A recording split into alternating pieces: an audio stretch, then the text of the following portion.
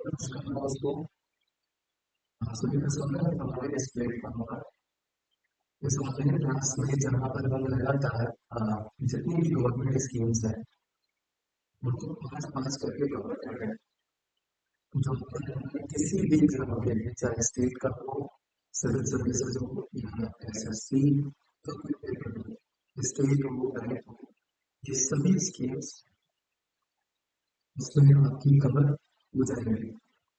तो that means एक ही platform पर आपको सारी इन्फॉर्मेशन मिल जाएगी। इसमें हम ए टू जेड किसी भी स्कीम के बारे में जो भी इन्फॉर्मेशन है उसको कवर करने की कोशिश करेंगे। तो आइए शुरू करते हैं आज का हमारा सेशन। ये गवर्नमेंट स्कीम्स का आपका पांचवा मतलब फोर्थ पार्ट होने वाला है।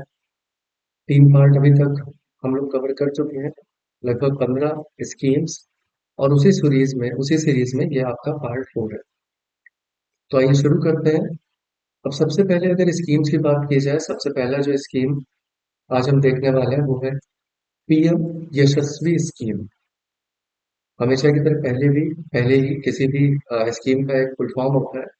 अब इसका फुल फॉर्म क्या है? PM young achievers scholarship award for vibrant India.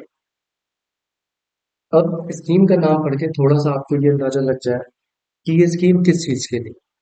तो दैट मीन्स ये जो विकसित भारत का संकल्प है, वाइब्रेंट इंडिया बनाना है, उस तक पहुंचने के लिए। अब पहुंचेगा कैसे? तो कहीं ना कहीं हमारे पास जो ह्यूमन रिसोर्स है, और ह्यूमन रिसोर्स हमारी जनता है, तो अगर उसको स्किलफुल, उसको एजुकेटेड कर दिया जाए तो कहीं ना कहीं जो विकसित भारत बनाने का सरकार का संकल्प है 2047 तक, वाइब्रेंट इंडिया के तहत उसको हम अचीव कर सकते हैं। और इसीलिए लोगों की एजुकेशनल नीड्स पूरी करने के लिए उनके लिए एक स्कॉलरशिप अवार्ड या स्कीम लेकर आया है, जिसमें छात्रवृत्ति दी जाएगी नए बच्चों को। और इसीलिए इसका नाम PM Yashasvi, that means PM young achievers scholarship award पड़ गया। अब चलिए इसकी शुरुआत करते हैं। यहाँ पर है क्या? तो जैसा कि आप इसमें भी देख सकते हैं, यहाँ पर फुल फॉर्म लिखा है पीएम यशस्वी। पहली बात तो यहाँ पर जो सरकार का विकसित भारत का प्रोग्राम है, और सरकार का विकसित भारत का प्रोग्राम, सरकार जो 200 साल का टारगेट है, दैट मीन्स आजादी से लेकर 2047 तक, जिसमें सरकार ने सबका साथ सबका विकास पर जोर दिया है। इसी के तहत ministry of social justice and empowerment, सामाजिक न्याय और उत्थान वाली जो आपकी मंत्रालय है, उन्होंने पीएम यशस्वी स्कीम की नींव रखी है। अब ये है क्या? तो कहा जा रहा है ये एक अम्ब्रेला स्कीम है। अम्ब्रेला का मतलब जो काफी सारी चीजों को कवर किया हुआ है। अब ये है क्या? ये एक अम्ब्रेला स्कीम है जिसके तहत जो भी इकोनॉमिक वीकर फैमिलीज है, या इकोनॉमिक वीकर फैमिलीज के जो बच्चे हैं, उनको कहीं ना कहीं फाइनेंशियल सपोर्ट दिया जाएगा, मौद्रिक सहायता दी जाएगी, ताकि वो हाई क्वालिटी एजुकेशन को अचीव कर, हाई क्वालिटी एजुकेशन उनको मिल पाए। तो कहीं ना कहीं उनको सुदृढ़ बनाया जा रहा है, ताकि वो अपने शिक्षा को और शिक्षा से मिलने वाली सारी चीजों को कंटिन्यू कर पाए। और जहां पर भी उनको फाइनेंशियल असिस्टेंस की जरूरत पड़ेगी, वो फाइनेंशियल असिस्टेंस सरकार प्रोवाइड कराएगी। अब देखते हैं इसका मेन ऑब्जेक्टिव, इसका फायदा किन किन लोगों को मिलेगा। तो इसमें इन्होंने साफ साफ कहा अदर बैकवर्ड क्लास, अन्य पिछड़े वर्ग के, इसके साथ साथ जो आर्थिक रूप से कमजोर लोग हैं, इकोनॉमिक बैकवर्ड क्लास, और डी नोटिफाइड ट्राइब्स। अब ये डी नोटिफाइड ट्राइब्स का मतलब क्या होता है? ट्राइब्स जो जनजाति हैं, जो रूरल एरियाज, गांव में, जंगल में रह रहे हैं, जिनके पास सैनिटेशन, जिनके पास शेल्टर रहने की, जिनके पास हेल्थ फैसिलिटी, इवन जिनके पास एजुकेशन फैसिलिटी, इनमें से कोई भी फैसिलिटी नहीं है। दैट मीन्स ना तो रहने की व्यवस्था है, ना ही साफ सफाई, ना ही स्वास्थ्य, और ना ही शिक्षा। कुल मिलाकर इनको बोला जाता है वल्नरेबल कमिटीज या कम्युनिटीज ऑफ द सोसाइटी। तो ये जितने भी डी नोटिफाइड ट्राइब्स हैं, जिनको अभी तक बेसिक रिक्वायरमेंट जिनकी पूरी नहीं हो पाई है, बेसिक रिक्वायरमेंट ऑफ लाइफ, जीवन जीने के लिए एक सामान्य व्यवस्था जिनको नहीं मिल पाई है उनको इसके तहत कवर किया गया है। और उनको सरकार का एम है कि अगर उनका लाइफ स्टैंडर्ड अच्छा करना है तो कहीं ना कहीं शिक्षा की अहम भूमिका होगी और ये शिक्षा उनको प्रोवाइड कराई जाए। अब इस स्कीम्स में ऐसा बिल्कुल भी नहीं है कि ये पूरी नई तरीके की है, मतलब इसमें एक बड़ा दायरा कवर किया जा रहा है। और इसीलिए इस पॉइंट में एक चीज बताई गई है कि ये स्कीम पहले से चली आ रही थी। दैट में से एक doctor Ambedkar post matric school scheme, post matric, इसके साथ साथ आपकी post as well as pre matric, ये जो स्कीम चली आ रही थी, इन दोनों को इस स्कीम के अंदर मिला दिया गया। और इन दोनों की शुरुआत कब की गई थी? 2021-22 में, ताकि स्पेशलाइज्ड, दैट में जो पर्टिकुलर आर्थिक रूप से या पिछड़े रूप से कमजोर लोग हैं, उनको कहीं ना कहीं पढ़ाई में मदद मिल पाए। तो कुल मिलाकर अगर इस स्कीम को आप देखेंगे तो इस स्कीम का प्राइमरी ऑब्जेक्टिव क्या निकल के आ रहा है? तो इसका ऑब्जेक्टिव यही निकल के आ रहा है, to support educational needs, educational needs for social and economic, social and economic disadvantage, disadvantage students. तो कहने का मतलब बस इतना है, ऐसा ऐसा कोई भी छात्र जो सामाजिक या आर्थिक रूप से पिछड़ा है, उसको जो भी शिक्षा के लिए जरूरत की चीजें हैं वो सरकार प्रोवाइड कराए। और इसीलिए इसके लिए इम्प्लीमेंटिंग एजेंसी भी आपकी किसको बनाया गया है? That means department of social justice and empowerment को बनाया गया है, जो ministry of social justice and employment के अंतर्गत आती है। अब इसमें हम लोग कुछ एडिशनल पॉइंट समझने की कोशिश करते हैं। भाई मेन ऑब्जेक्टिव तो हो गया कि जो भी आर्थिक या सामाजिक रूप से पिछड़े हैं उनकी एजुकेशनल नीड्स को पूरी किया जाए। ठीक है, शिक्षा से संबंधित जरूरत पूरी किया जाए। लेकिन इससे फायदा क्या होगा? क्योंकि सरकार का काम है वेलफेयर, लोगों तक चीजों को पहुंचाया जाए। तो पहली चीज ये समझिएगा कि एक टाइप का इंक्लूसिव डेवलपमेंट का पार्ट है। इंक्लूसिव का मतलब सबको साथ लेकर चलना, क्योंकि नाम ही दिया है सबका साथ सबका विकास। इसके साथ साथ लोगों में इक्विटी, इस टाइप की भावना आता है समानता की। और इसके साथ साथ जो भी लोग समाज में पीछे रह गए उनको ऊपर उठाया जाए, दैट में सोशल अपलिफ्टमेंट किया जाए। अब इससे इसको करने के लिए तीन या चार चीजों की आपको आवश्यकता पड़ेगी। पहली चीज, समाज में समानता लाना चाहते हैं तो पहला है क्वालिटी एजुकेशन, लोगों को पढ़ा है, पढ़ेगा इंडिया तो बढ़ेगा इंडिया। दूसरा है इस एजुकेशन के लिए कहीं ना कहीं उन्हें अपने पैर पर खड़ा करना है, तो कुछ ही किसी टाइप का फाइनेंशियल असिस्टेंस दिया जाए, मौद्रिक सहायता दिया जाए। और जिसकी हम लोग रिफॉर्म्स की बात करते हैं, दैट मीन्स एम्पावरमेंट। और इसे आप क्या नाम देंगे? एजुकेशन एम्पावरमेंट लाया जाए। पढ़ने का अधिकार सबको होना चाहिए। और इसके तहत सरकार करना क्या चाह रही है?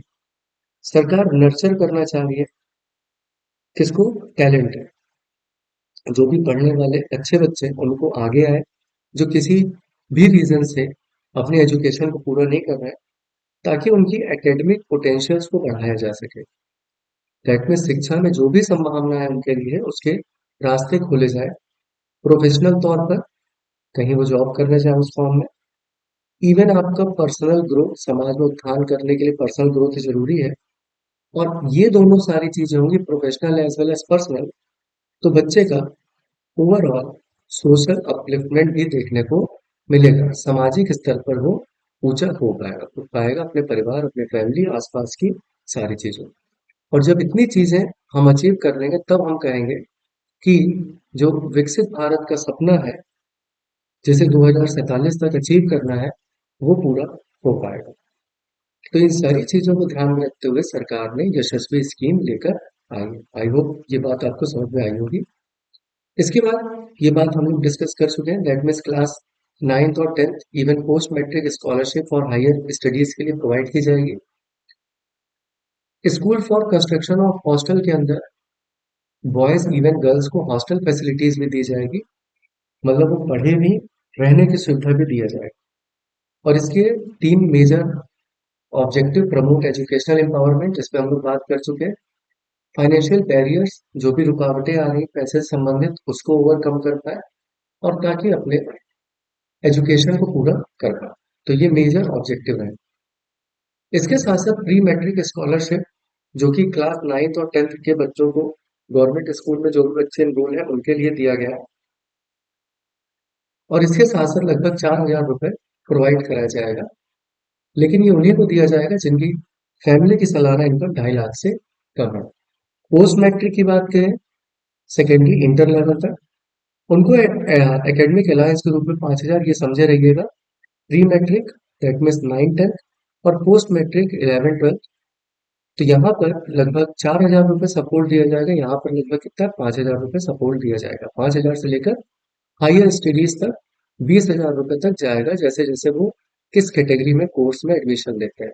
तो यहाँ 4,000 रुपये तक है क्योंकि कोर्स का कैटेगराइजेशन नहीं होता, लेकिन यहाँ से 5 से लेकर 20,000। इसके बाद देखें, अगर आप टॉप क्लास स्कूल या कॉलेज एजुकेशन स्कीम के तहत इनरोल्ड होते हैं, जो भी मेरिटोरियस स्टूडेंट है किसी भी कैटेगरी के, चाहे बैकवर्ड है, इकोनॉमिक बैकवर्ड हो या डिनोटिफाइड ट्राइब्स हो, सरकार उनके ट्यूशन फीस, हॉस्टल फीस, जो भी पढ़ाई लिखाई में खर्च आ रहा है उन सबको कवर करेगी, जिसके लिए सालाना लगभग 1.25 लाख रुपए दिया जाएगा। तो कुल मिला के गवर्नमेंट ने इस स्कीम्स को बढ़ावा देने के लिए लगभग 14.30 करोड़ रुपए रिलीज किए हैं, जिसके तहत हॉस्टल्स बनाए जाएंगे और इसके तहत 1146 स्टूडेंट जो मेरिटेरियस हैं 23-24 के हिसाब से उनको सपोर्ट दिया जाएगा। अब इसमें कुछ की फैक्ट्स देखा जाए, कुछ नए बिंदु निकल के आए भाई, कहाँ से बच्चा एनरोलमेंट हो पाएगा, कहाँ से उसको ये सुविधा मिल पाएगी। ये लोगों को अवेयर करने के लिए अच्छा है, क्योंकि आपके आसपास भी कई सारे बच्चे पढ़ना तो चाहते हैं लेकिन पढ़ नहीं पाते, तो उनको इसके बारे में जरूर बताएं। तो ये जो यशस्वी, अब इसका सिलेक्शन प्रोसेस कैसा है, कैसे पता चलेगा मेरिटोरियस स्टूडेंट है? केवल जो पढ़ना चाहते हैं उन्हीं को, नहीं ऐसा नहीं कि सबको बैठा लिया गया सरकार के ऊपर बढ़ने लगा और पढ़ना नहीं चाह रहे। तो यहाँ पर सिलेक्शन प्रोसेस के लिए एक एंट्रेंस टेस्ट कराया जाएगा। ये entrance test national testing agency के थ्रू होगा। किसके डायरेक्शन में? Ministry of social justice and empowerment के डायरेक्शन में। एलिजिबिलिटी दैट मीन्स ये कौन सी कैटेगरी है, ये कई बार हम लोग देख चुके हैं, लेकिन वही लोग जिनकी फैमिली इनकम 2.5 लाख से कम आती है वो इसके तहत एनरोल हो पाएंगे। अप्लाई करने के लिए आप कहाँ जा सकते हैं? scholarship.gov.in पर आपको इसकी सारी डिटेल मिल जाएगी, और जो भी लोग अप्लाई करना चाहते हैं वो यहाँ से जाकर अप्लाई कर सकते हैं। दूसरी स्कीम की बात करें, मिशन कर्मयोगी। तो कर्मयोगी नाम से पता चल रहा है, कर्म के आधार पर, दैट मीन्स जो भी आपका कार्य है उसमें आपकी इफिशियंसी को कैसे बढ़ाया जाए। एक योगी जो लगातार अपने रास्ते पे चलता रहता है या एक पर्टिकुलर काम के लिए तत्पर रहता है, वैसे ही आप अपने किसी भी काम को किस हिसाब से आगे कर सकते हैं, उसमें आपकी एफिशिएंसी क्षमता कैसे बढ़ाई जा सकती है। इसलिए सरकार ने मिशन कर्मयोगी स्कीम लेकर आए। लेकिन ये मिशन कर्मयोगी स्कीम एक नेशनल राष्ट्रीय प्रोग्राम है, जिसका मेन उद्देश्य क्या है? सरकार के अंदर काम करने वाले जो प्रशासनिक अधिकारी लोग हैं या प्रशासनिक सेवा में जो भी लोग हैं उनकी कार्य करने की क्षमता को बढ़ाया जाए, दैट मीन्स कैपेसिटी बिल्डिंग का काम किया जाए। क्योंकि बढ़ते बदलते समय के साथ साथ कहीं कहीं कहीं ना कहीं हमारी ऐसी आवश्यकताएं तैयार हो पा रही है कि एक समय में मल्टीपल अप्रोच रखने वाला या एक एक्टिव पार्टिसिपेंट जिसको सारी कंडीशंस के बारे में जानकारी हो, इमरजेंसी में कोई डिसीजन लेना पड़ जाए तो वो कैसे ले पाए, कैसे अपनी दक्षता को बढ़ा सकता है, इन सारी चीजों के लिए सरकार ने मिशन कर्मयोगी प्लान लेकर आया, जिसके तहत सिविल सर्वेंट्स को ट्रेनिंग दी जाएगी और ट्रेनिंग के साथ साथ उनकी कैपेबिलिटी बढ़ाई जाएगी।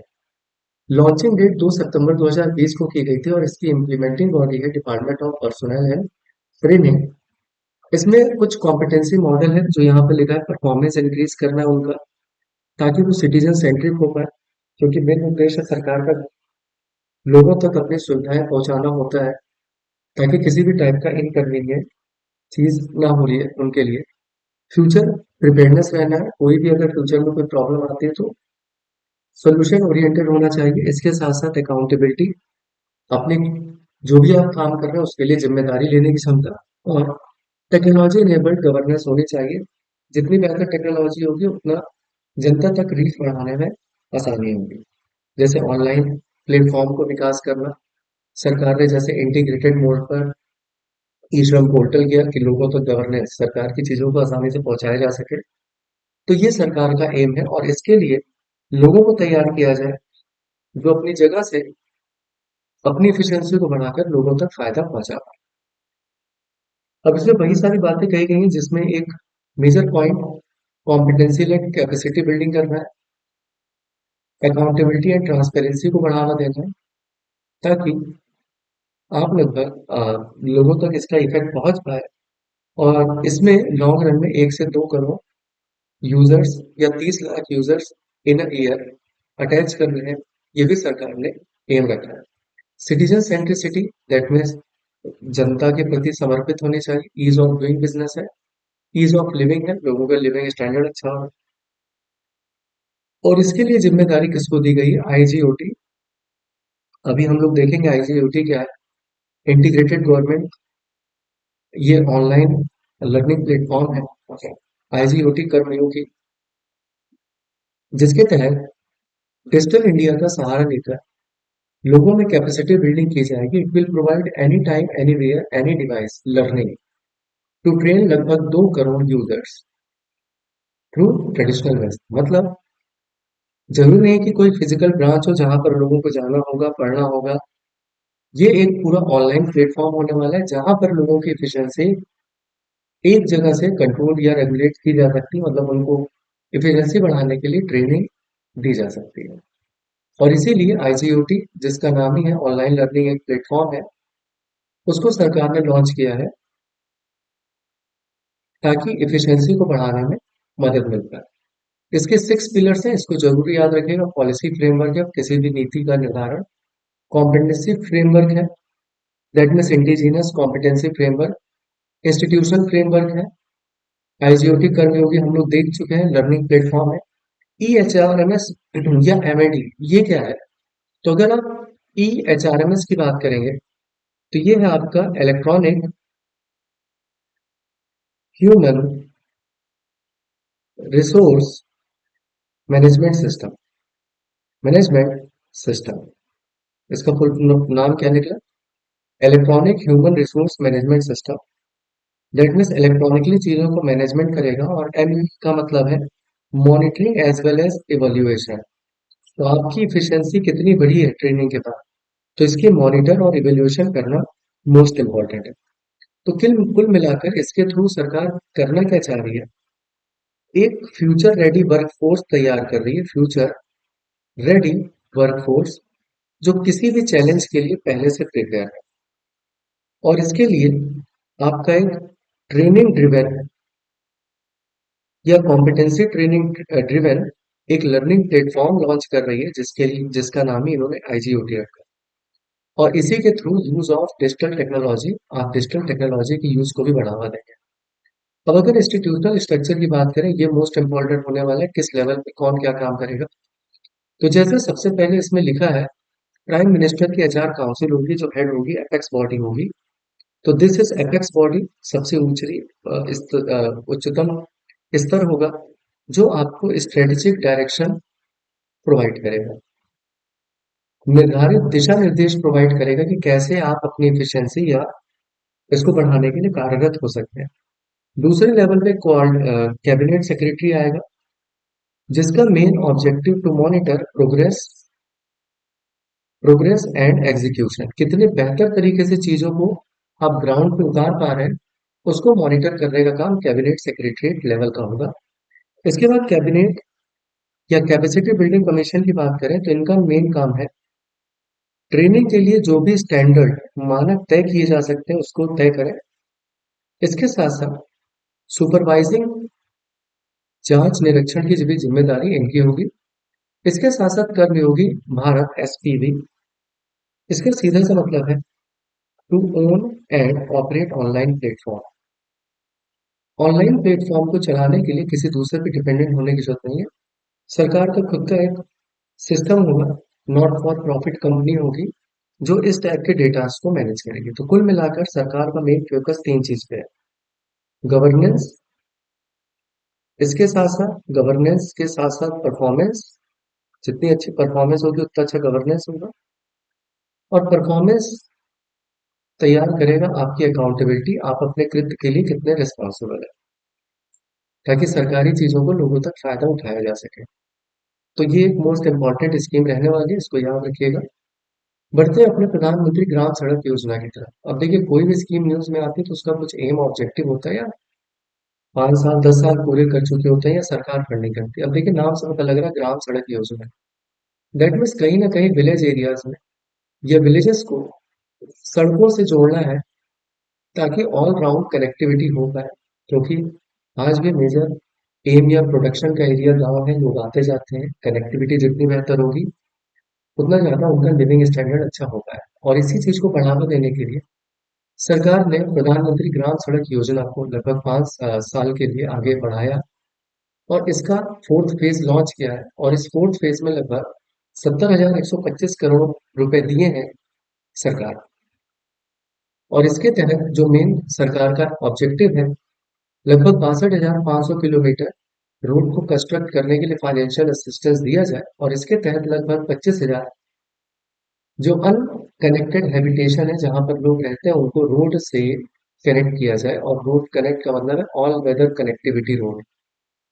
ऐसा नहीं रोड बनाया और बारिश में बह गए, फिर लोग जहाँ के थे वहीं पर रहे। तो ऑल वेदर कनेक्टिविटी रोड, ताकि लोगों का एक्सेस बढ़ पाए, अपनी सर्विसेज बढ़ा पाए, सर्विसेज बेहतर ले पाए, अपनी जरूरत की चीजें मार्केट तक पहुंचा पाए। इसलिए सरकार ने ग्राम सड़क योजना की शुरुआत की। इसमें मोस्ट इंपॉर्टेंट क्या होने वाला है, ये जो फोर्थ फेज स्कीम लॉन्च किया है, ये लगभग 40 करोड़ ह्यूमन के लिए एम्प्लॉयमेंट जनरेट करेगा। ठीक। फोर्थ फेज की बात करें तो इसमें सबसे पहली चीज रोड कंस्ट्रक्शन का काम है। इसमें डिफरेंट टाइप के इंटरनेशनल कई सारी टेक्नोलॉजीज को भी इंक्लूड किया जा रहा है। कोल्ड मिक्स टेक्नोलॉजी है, प्लास्टिक वेस्ट वेस्ट से रोड बनाए हैं कई जगह पे, जैसे स्टील स्लैग की रोड आई, वेस्ट प्लास्टिक का भी आया, प्लास्टिक की रोड बनाएंगे। आपका काम है सर्च करके मुझे कमेंट बॉक्स में होता है स्टील स्लैग रोड कहाँ पे बनाई गई। एक किसी एयरपोर्ट में बनाई गई पहले। Cement concrete, self filled concrete, ये सब टेक्नोलॉजी है। Fly ash as well as steel slag, जिसकी हम लोग अभी बात कर रहे थे, वेस्ट और अदर मटेरियल का यूज करके रोड बनाई जाए। तो दैट मीन्स इंडिजिनस चीजों का ही यूज किया जाए, या लोकल चीजों का यूज किया जाए, बहुत ज्यादा बिना बाहर की चीजों पर या बिना ज्यादा खर्चा किए हुए इस टाइप की चीजों को डेवलप किया है। और इसीलिए सरकार ने प्रधानमंत्री ग्राम सड़क योजना का फोर्थ फेज लॉन्च किया, और जिसको सरकार कहीं ना कहीं गति शक्ति पोर्टल के साथ अटैच करेगी। गति शक्ति भी सरकार ने लॉन्च किया था, इसको भी हम लोग देखेंगे क्या है। तो इस स्कीम के तहत सरकार का ऑब्जेक्टिव था कि लगभग 25,000 ऐसी साइट्स जो मेन एरिया या रोड से कनेक्ट नहीं है, उनको किसी भी तरीके से कनेक्ट किया जाए। जिसमें सरकार ने एक क्राइटेरिया ये रखा कि जो प्लेन में रह रहे हैं तो कम से कम पॉपुलेशन साइज उनकी कितनी होनी चाहिए, 500। और जो नॉर्थ ईस्ट या हिल स्टेट्स में रहे हैं तो कम से कम 250 से ज्यादा अगर पॉपुलेशन रह रही है, तो उन लोगों को इस टाइप की कनेक्टिविटी से जोड़ा जाएगा। इसके साथ साथ वो जो जो लेफ्ट विंग अफेक्टेड एरियाज हैं, वहां पर पॉपुलेशन 100 प्लस से ज्यादा होगी 2011 सेंसस के हिसाब से, तो उनको प्रधानमंत्री ग्राम सड़क योजना के तहत ऑल वेदर कनेक्टिविटी प्रोवाइड की जाए। इंपॉर्टेंट फीचर्स की अगर बात करें कि कौन कौन से फीचर्स हैं, लक्षण, सबसे पहली चीज प्रॉपर डिसेंट्रलाइज प्लानिंग है। बिल्डिंग ऑफ द रोड्स मतलब सरकार सरकार के नीचे जो भी स्टेट सरकार काम कर रही है उसके हाथ में रहेगा। According to Indian Road Congress and Rural Road Manual के हिसाब से रोड बनाई जाएगी। 3 टीयर क्वालिटी मैनेजमेंट सिस्टम होगा, और फ्लो ऑफ फंड्स लगातार बना रहेगा। ऐसा नहीं कि आधी रोड बनाई, फंडिंग बंद हो गई तो 6 महीने इंतजार कर रहे हैं कि फंड आएगा तब शुरू होगा, तो ऐसा बिल्कुल भी नहीं है। जब तक टारगेट पूरा नहीं हो जाएगा तब तक फंडिंग कंटिन्यू रहेगी। अब अगर इसके थोड़ा सा बैकग्राउंड की बात की जाए तो देखिए, अब फोर्थ फेज लॉन्च हो रहा है तो ये सब चीजें आपको याद या पढ़ने के लिए होती है। जरूर करंट में हमारा ये फोर्थ फेज है, लेकिन अब वो फर्स्ट या सेकंड फेज से पूछ लेगा कि कब आया था कब नहीं आया, तो ये पता होना चाहिए। तो इसका मतलब ये नहीं हो जाता कि दैट मीन्स बहुत पुराने क्वेश्चन हो गए। मतलब ये है कि चीजें करंट में जरूर है, वो रिलेट हो गए, रिलेटेबल है, तो इसलिए पूछ लेता है। तो इस टाइप की चीजों पर थोड़ा फोकस बनाए रखें। तो जो पहला आपका प्रधानमंत्री ग्राम सड़क योजना है, ये सन 2025 दिसंबर को लॉन्च किया गया था अटल बिहारी वाजपेयी के साथ। इसका जो सेकंड फेज है, introduction of road connectivity project के साथ लॉन्च किया गया था लेफ्ट विंग एक्सट्रीमिस्ट एरिया में। थर्ड फेज 2019 में लॉन्च किया, सेकंड फेज 2013 में लॉन्च किया, तो बैक टू बैक है। और फोर्थ फेज देखिए इस साल लॉन्च हुआ है। प्राइमरी ऑब्जेक्टिव क्या है? ऑल वेदर कनेक्टिविटी, हर सीजन में रोड कनेक्ट होनी चाहिए। पंचायती राज या इलेक्टेड लोग जो लोकल रिप्रेजेंटेटिव है, प्रतिनिधि है, उनको प्रायोरिटाइज अधिकार होना चाहिए कि किस एरिया को प्रायोरिटाइजेशन पर रखना है, कहाँ पर पहले डेवलपमेंट देखना है। अब इसमें एक चीज और याद रखें कि ठीक है, पहले फेज में जो भी चीजें लॉन्च हुई थी इसके तहत सेकेंड फेज में इन्होंने ऑब्जेक्टिव दिया था 5,000 किलोमीटर रोड बनाने का, जिसे थर्ड फेज में 1,25,000 किलोमीटर बनाने का किया गया। और इस बार आपने देखा भी 65,000 किलोमीटर का सरकार का अभियान है। तो ये सब सारी चीजें सरकार ने प्रमोट की है ग्राम सड़क योजना के तहत। तो आई होप कि ये आपके लिए क्लियर हो गया होगा। बढ़ते हैं अपने अगले स्कीम के तहत, मेक इन इंडिया। देखिए मोस्ट इंपॉर्टेंट स्कीम है मेक इन इंडिया, क्योंकि लगातार सरकार आत्म भारत के लिए काम कर रही है। और ये आत्म भारत स्कीम के तहत मेक इन इंडिया जो इसके अंतर्गत आता है, इसके 10 साल पूरे हो गए। तो बैक टू बैक कई सारे स्कीम्स हैं जो हम लोग पढ़ भी चुके हैं। स्वच्छ भारत अभियान के भी 10 साल हुए, इसके भी 10 साल हुए। तो ये 10 साल होने का मतलब है कहीं ना कहीं 2014 में इस स्कीम की शुरुआत हुई थी, 25 सितंबर को मोदी जी ने इसकी शुरुआत की थी मेक इन इंडिया इनिशिएटिव के नाम से, ताकि नेशन बिल्डिंग एफर्ट्स को बढ़ावा दिया जा सके। कैसे हम आगे की ओर अग्रसर हो सकते हैं अपनी डिपेंडेंसी जो फॉरेन कंट्रीज में उसको कम करके। और इसीलिए यूनियन मिनिस्टर जो कि यहाँ पर अवेलेबल थे, मौजूद थे, commerce and industry Shri Piyush Goyal ने 10th anniversary make in India initiative को यहाँ पर एक दैट मीन्स एक मेजर इंपॉर्टेंट रोल प्ले बताया है इंडिया की ग्रोथ में पार्टिसिपेट का। इसके तहत सरकार देश में चाहे मैन्युफैक्चरिंग हो, किसी चीज का निर्माण हो, इन्वेस्टमेंट हो या जॉब हो, ये तीनों चीजें बढ़ी हैं। और ये तीनों चीजें आपके देश के इकोनॉमिक ग्रोथ के लिए इंपॉर्टेंट होती है। जब तक जॉब नहीं बढ़ेगी, तब तक इनकम, लोगों का लाइफ स्टैंडर्ड, इन्वेस्टमेंट होगा तो अगेन जॉब बढ़ेगी, और इन्वेस्टमेंट होगा या जॉब बढ़ेगी तो अल्टीमेटली आपके देश की जीडीपी बढ़ेगी। तो कुल मिलाकर मेन फोकस आपके देश की इकोनॉमिक ग्रोथ का है, और फॉरेन पर डिपेंडेंसी को कम किया जाए। और इसीलिए सरकार ने make in India programme launch किया था। और इसका मेन ऑब्जेक्टिव ही था कि इंडिया को ग्लोबल हब बनाया जाए, डिजाइन, इनोवेशन और manufacturing across the range of sector. अब यहाँ पर सेक्टर्स की बात आई है तो ये चीज जरूर याद रखिएगा, अभी हम लोग कवर भी करेंगे। टोटल इस फेज में 27 सेक्टर्स को कवर किया गया मेक इन इंडिया 2.0 में। इसमें हम लोग ने देखे कि भाई मैन्युफैक्चरिंग, डिजाइन या इनोवेशन को बढ़ावा देना, सृजनात्मक चीजों को, नई क्रिएटिविटी को। और इसमें टोटल 27 सेक्टर्स कवर किए जाते हैं, जो कि मोस्ट इंपॉर्टेंट इसको देखिएगा।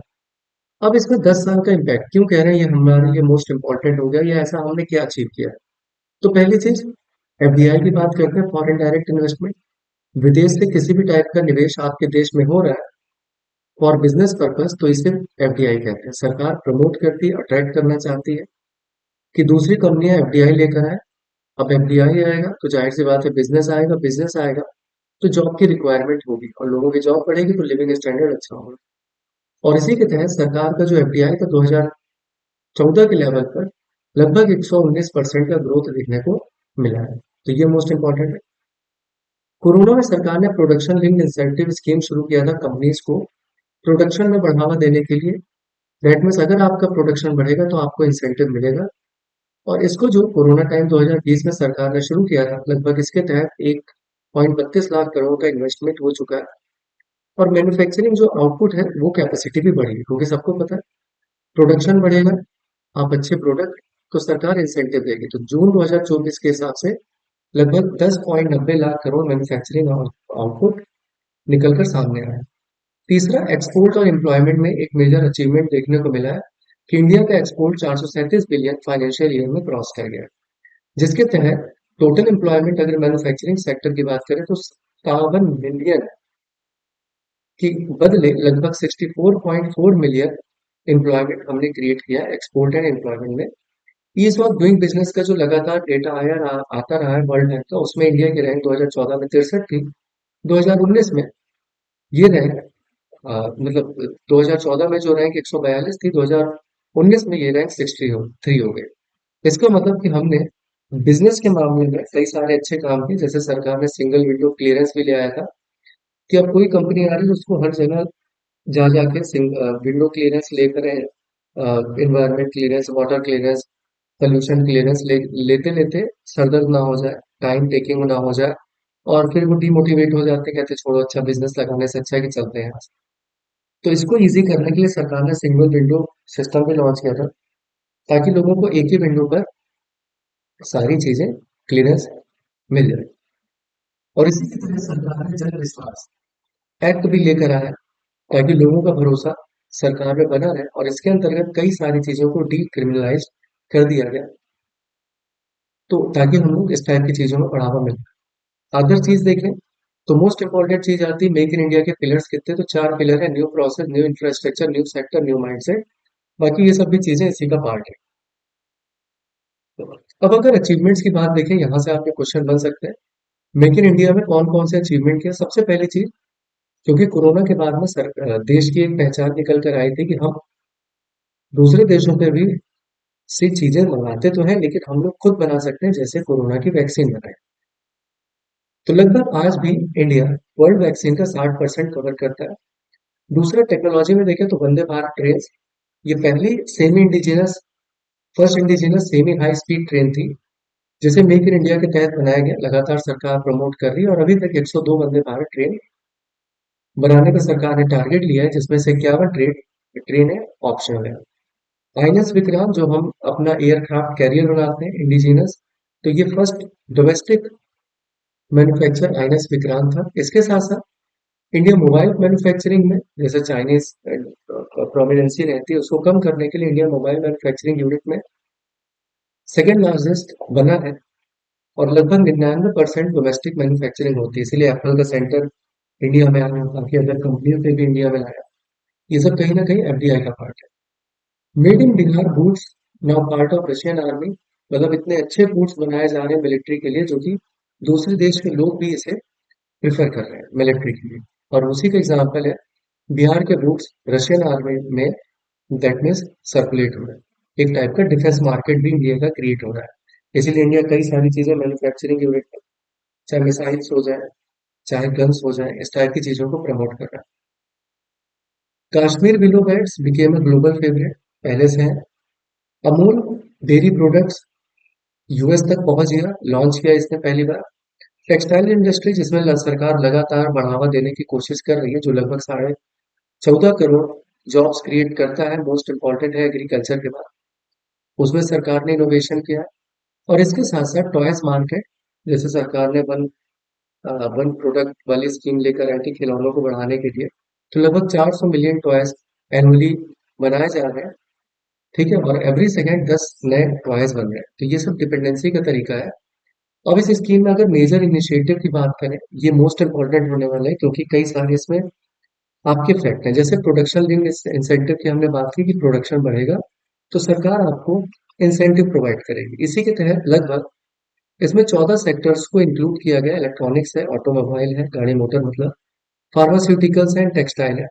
और 2024 के हिसाब से लगभग 1.3 लाख करोड़ का इन्वेस्टमेंट इसमें हो चुका है, और लगभग 8 करोड़ इंडिविजुअल्स जॉब तैयार हुई है। तो देखिए कितना इंपॉर्टेंट एक सेक्टर होता जा रहा है। मेक इन इंडिया के तहत एम्प्लॉयमेंट बढ़ रहा है, अपने देश में आत्मनिर्भरता भी बढ़ रही है, लोग प्रोडक्शन भी कर रहे हैं, और फॉरेन की डिपेंडेंसी भी कम हो रही है, इवन बाहर से एफडीआई भी अट्रैक्ट कर पा रहे हैं। इसी में पीएम गति शक्ति आता है, मतलब आत्मनिर्भर भारत को अचीव करने के लिए अपनी लॉजिस्टिक सुविधा हो जाए, अपनी कनेक्टिविटी हो जाए, उनको इनहेंस करना है, जिसमें आपका वाटर बेस, आपका लैंड बेस, आपका एयर बेस, आपका सी बेस, इन सभी को कनेक्ट करके एक बेहतर कनेक्टिविटी प्रोवाइड कर रहे हैं, ताकि हम अपना 5 ट्रिलियन इकोनॉमी जो 2025 तक हमने टारगेट रखा है, उसको पहुंचा पाए। ये तभी हो पाएगा जब कहीं ना कहीं हम अपना इंफ्रास्ट्रक्चर मजबूत करें, ऑल राउंड कनेक्टिविटी हो। तो इस टाइप की चीजों को बढ़ाने के लिए पीएम गति शक्ति लॉन्च किया गया। ये जरूर याद रखिएगा, पीएम गति शक्ति में कितने इंजन है, सबको कनेक्ट करना है। रेलवेज है, रोड है, पोर्ट है, वाटरवेज है, एयरपोर्ट है, मास ट्रांसपोर्ट है, इवन आपका लॉजिस्टिक इंफ्रास्ट्रक्चर है। इसके साथ साथ सेमी कंडक्टर इकोसिस्टम को बढ़ावा देना है, क्योंकि सेमी कंडक्टर्स में जो नो डाउट सबसे ज्यादा हम लोग ताइवान से मंगाते हैं, मैन्युफैक्चरिंग हो है, और इसीलिए गिफ्ट सिटी में सरकार ने सेमीकंडक्टर हब लाया। इसके बाद टाटा के साथ मिलकर नॉर्थ ईस्ट में भी सरकार ने प्लान लगाया। तो इसीलिए पीएलआई स्कीम के तहत लगभग 76,000 करोड़ रुपए सरकार ने अप्रूव किया ताकि सेमीकंडक्टर में इंडिया हब बन पाए, सेमीकंडक्टर के प्रोडक्शन को बढ़ावा दिया जा सके। और इसी के तहत बजट में सरकार ने 5 सेमीकंडक्टर प्लांट्स अप्रूव किए थे। और सरकार की उम्मीद ये भी है लगभग इसमें 1.5 लाख करोड़ का इन्वेस्टमेंट भी देखने को मिलेगा। नेशनल लॉजिस्टिक्स की बात करें तो 17 सितंबर 2022 को नेशनल लॉजिस्टिक पॉलिसी लॉन्च की गई थी गति शक्ति प्लान के तहत, जिसका मेन फोकस था सॉफ्ट इंफ्रास्ट्रक्चर डेवलप किया जा सके ताकि लॉजिस्टिक्स जैसे वेयर हाउस एंड ये सब सारी चीजों को बढ़ावा दिया जा सके।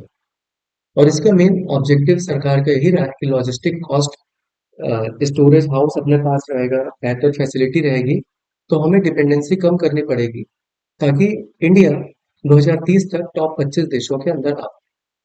इसके साथ साथ स्टार्टअप इंडिया आप देखते ही हैं, that means new business entrepreneurs को बढ़ावा देने के लिए स्टार्टअप्स इकोसिस्टम डेवलप किया जा सके। और वर्ल्ड में India third largest startup ecosystem cover करता है, जिसके तहत लगभग इतने स्टार्टअप्स हैं जो रजिस्टर्ड है और जिसके तहत लगभग 15.5 लाख लोगों को डायरेक्ट जॉब्स मिल चुकी है। यूनिफाइड पेमेंट यूपीआई का लगातार डेटा आता है। ये जुलाई का यहाँ पर है क्योंकि सरकार ने जो दिया था, लेकिन लेटेस्ट आप डेटा देखेंगे तो इसमें कितना कहीं ज्यादा वॉल्यूम परसेंटेज इंक्रीज कर गया है डिजिटल पेमेंट का। और इसको इंडिया के साथ साथ कई देशों में प्रमोट किया जैसे जा रहा है, जैसे अभी मालदीव्स आके लेके गया। तो लगभग कई सारे देश हैं जो यूपीआई को लॉन्च करने के लिए इंडिया से एग्रीमेंट भी किया है और हमारा यूपीआई ऑल वर्ल्ड एक्सेप्ट किया जा रहा है। और इसके साथ साथ मेक इन इंडिया में एफडीआई भी देखने को मिला है, जो 2014-15 में लगभग 45 बिलियन डॉलर के आसपास था, वो लगभग 70.95 बिलियन डॉलर हो गया 2023। और अगर ऑल टाइम हाई की बात करें, सबसे ज्यादा कब इंक्रीमेंट देखने को मिला, 2021-22 के समय देखने को मिला था, लगभग 84.83 बिलियन डॉलर इनफ्लो हुआ था। अब एफडीआई क्या होता है? एफडीआई फॉरेन डायरेक्ट इन्वेस्टमेंट है। दैट मीन्स बाहर से कोई भी कंपनी लॉन्ग टर्म ऑब्जेक्टिव के साथ अगर आपके देश में इन्वेस्ट कर रही है, तो ये आपके लिए क्या हो जाता है? एफडीआई का पार्ट हो जाता है। तो ये हमारा था मेक इन इंडिया। इसके बाद एक स्कीम सरकार ने अभी लॉन्च की थी, पीएम लॉन्चेस धरती आबा जनजातीय ग्राम उत्कर्ष अभियान। नाम से पता लग रहा है कि ट्राइबल्स, इवन जो आपके गांव एरिया में रहते हैं, उनको कहीं ना कहीं प्रमोट करने के लिए सरकार ने जनजातीय ग्राम उत्कर्ष अभियान की शुरुआत की है। और मोस्ट इंपॉर्टेंट है, इसकी याद रखिएगा कहाँ से शुरुआत की गई, झारखंड से।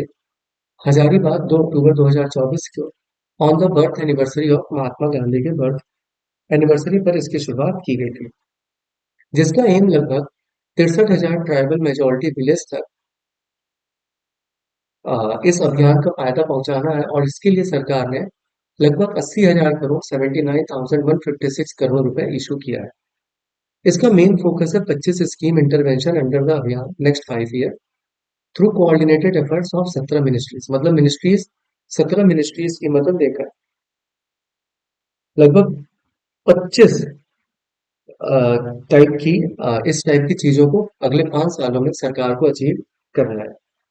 इसमें एक चीज और याद रखिएगा, इसको लॉन्च जब सरकार ने किया था, तो इसको लॉन्च सरकार ने जनजाति गौरव दिवस के दिन लॉन्च किया, जनजाति गौरव दिवस, जो कि बिरसा मुंडा की बर्थ एनिवर्सरी पर मनाया जाता है, बिरसा मुंडा की बर्थ एनिवर्सरी पर।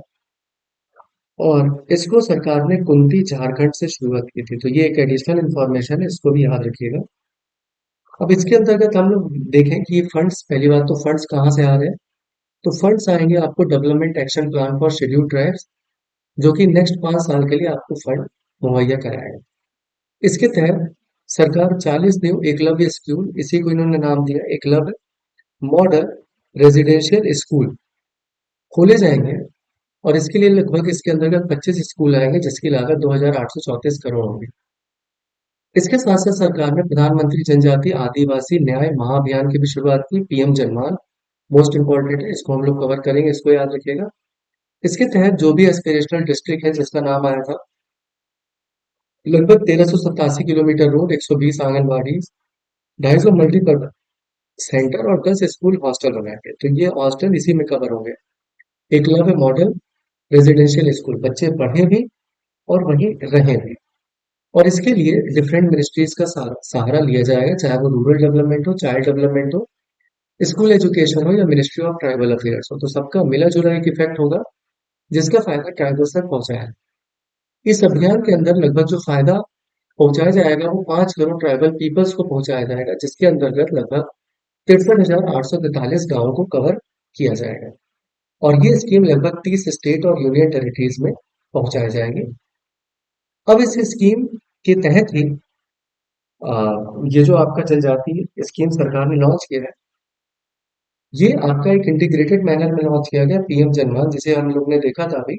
और यही पीएम जनमान जनजातीय गौरव दिवस 15 नवंबर 2023 को लॉन्च किया गया। और अभी आपको बताया ये किसकी बर्थ एनिवर्सरी थी, बिरसा मुंडा की बर्थ एनिवर्सरी थी। तो सरकार ने जब पीएम जनमान लॉन्च किया तो पीएम जनमान का ही समझिए एक एक्सटेंशन, ताकि लोगों को रोड कनेक्टिविटी ये सब सारी चीजें, बच्चों को पढ़ने के लिए स्कूल और उनकी जो फाइनेंशियल हेल्थ है उनको अच्छा किया जा सके। जिसके तहत मेन फोकस पीएम जनमान की बात करें, main focus vulnerable tribal groups population पे था, ताकि कहीं ना कहीं उनको भी मजबूती मिल पाए। और इसके तहत सरकार ने अदर की एरियाज पे फोकस किया, जैसे 40,000 घर बना के दिए जाएंगे। और पहले इंस्टॉलमेंट में इसका फायदा 50,000 बेनिफिशियरी को पहुंचेगा, जिसकी शुरुआत भुवनेश्वर उड़ीसा में की गई।